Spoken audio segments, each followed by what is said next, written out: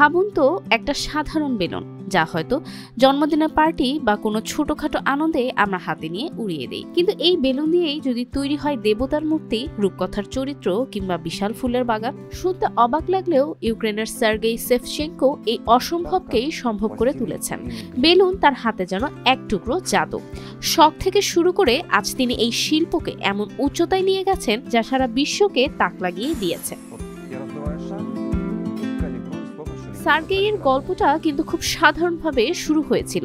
আজ থেকে প্রায় 10 বছর আগের কথা। তিনি একটি বেলুন মডেলিং প্রতিযোগিতায় অংশ নিয়েছিলেন। সেখানে তিনি তৈরি করছিলেন একটি মুকুট, আর সেই মুকুটে বসেছিল একটি ছোট্ট ছারপোকা। একেবারে নতুন চিন্তা আর সৃজনশীলতার ছোঁয়ায় সেই মডেলই তার জীবনের মোড় ঘুরিয়ে দেয়। শিয়া বাটার ও ভিটামিন ই সমৃদ্ধ lily glam beauty soap. Lily, always beautiful.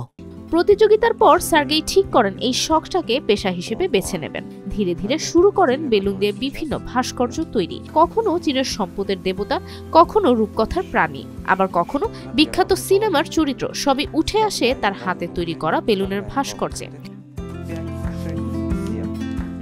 তবে শুধু নিজের জন্য কাজ করেননি তিনি। বেলুন শিল্পে শিশুদের আগ্রহী করতে ইউক্রেনের খার্কিভ আর রাশিয়ায় স্কুল খুলে ফেলেন সার্গেই। তার স্কুল থেকেই শিখে বেরিয়েছেন অনেক প্রতিভাবান শিল্পী, যারা আন্তর্জাতিক প্রতিযোগিতায় সাফল্য অর্জন করেছেন।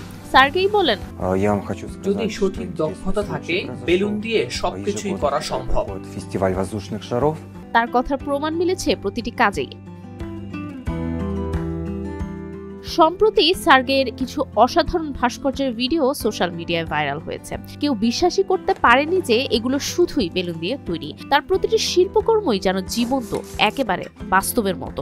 বেলুনকে শুধুমাত্র একখণ্ড রঙিন বাতাস হিসেবে দেখার দিন শেষ। সার্গেই সেভচেনকো দেখিয়েছেন, যদি থাকে সৃজনশীল মন আর অদম্য ইচ্ছা শক্তি, তাহলে বেলুনও হতে পারে শিল্পের মাধ্যম। সত্যি এই গল্পটা যেন শিখিয়ে দেয়, জীবনের ছোট শখ থেকেই শুরু হতে পারে বড় কোনো স্বপ্ন।